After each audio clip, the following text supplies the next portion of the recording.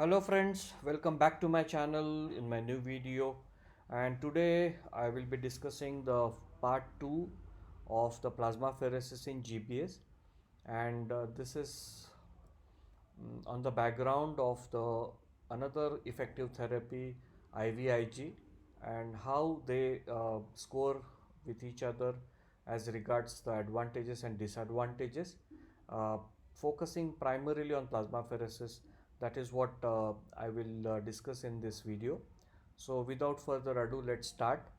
So as far as American Society of Therapeutic Apheresis is concerned, that is ASFA, it was a 2023 guideline with a recommendation of category 1 1A, was recommended as a first line therapy, either as a primary standalone therapy or in conjunction with other modalities.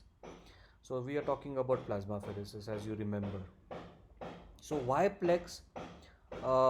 In severe GBS, yes, of course, in severe GBS, I may actually prefer plex as a first modality, and there are a couple of papers to support the evidences.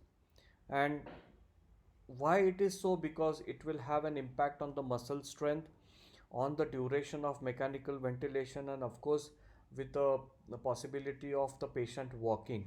So all of these have the positive impacts of plex on severe GBS patients. And what are the evidences? So talking about this particular paper, which talked about the functional improvement of about 57% as compared to 37%, and of course the need for mechanical ventilation with a difference of about 27% to 14%. And this was a meta-analysis of 6 randomized controlled trials, about 650 odd patients, and this was a Cochrane database published in 2017. So it was definitely that the plex was superior to the supportive care. Here they did not compare it with IVIG.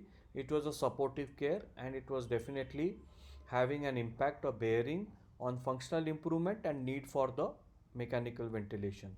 It has been found that 40% who do not improve in the first 4 weeks post IVIG can actually have an impact on the morbidity and later the mortality. So as you could see that there are a major chunk of the patients who actually do not improve in the first 4 weeks. So here I would like to say that, when you come across a patient who have a severe GBS, you are likely to have this patient on mechanical ventilation for a longer time.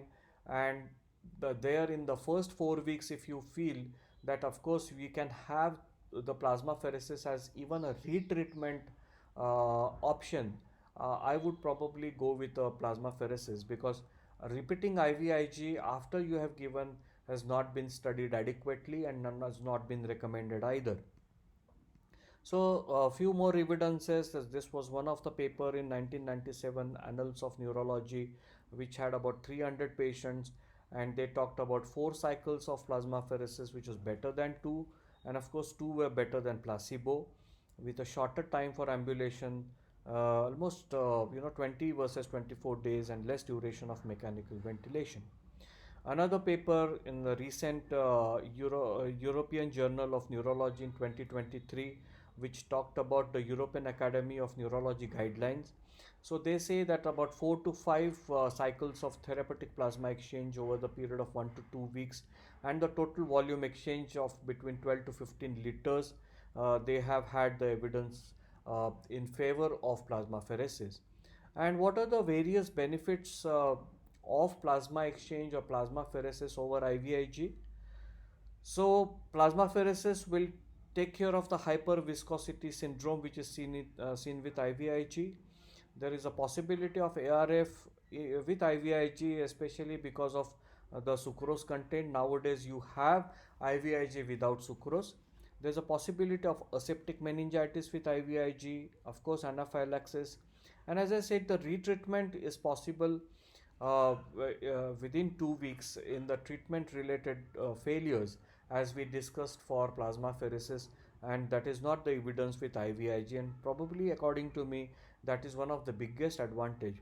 One particular subset of patients, for those who are not improving or a refractory GBS or severe GBS, when we encounter something like autoimmune paranodopathies, which are resistant to IVIG, and this was well established in one paper in Neurology 2014. So, as we know that plasmapheresis will unload the reticuloendothelial system, it will remove the circulating toxins, it will stimulate the lymphocyte and will also cause the cytotoxic action, and it will of course have a decreased risk of volume overload as is seen with IVIG. So what about the overlap between therapeutic plasma exchange and then IVIG, or both of them? So whether first IVIG and then therapeutic plasma exchange? No, it is not recommended. Therapeutics plasma exchange and then IVIG, again it is not recommended. So the guidelines don't recommend this. Yes, there was again one study which compared this but without any statistically significant outcomes, which was published in Lancet 1997 and of course in European Journal of Neurology in 2023.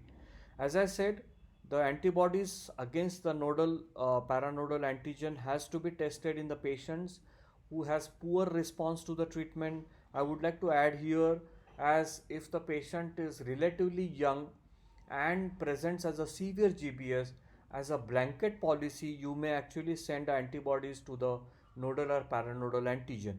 When the patient continues to worsen, even on treatment, and if they have relapses. So, they have been adequately proved that with this kind of atypical patients, you know, you can actually think of paranodal or nodal antigen possibility. So, of course, as we know that one size does not fit all. One therapy is not the kind of the gospel truth for any particular disease. You need to have a subjectivity. You need to select the patient properly. I will again end up by saying that yes, in India, if the cost is concerned, IVIG definitely can be a concern as far as cost is concerned, but by and large, I will end up in giving IVIG to the patient by convincing and counseling the patients, and of course because of the ease in mild to moderate GBS. But when we come across a moderate to severe GBS, probably with this kind of evidences and with the possibility of nodal or paranodal antigen positivity, I would probably consider plasmapheresis with the advantage of repeating it within 2 to 4 weeks for the treatment related failures, which is not the case with IVIG.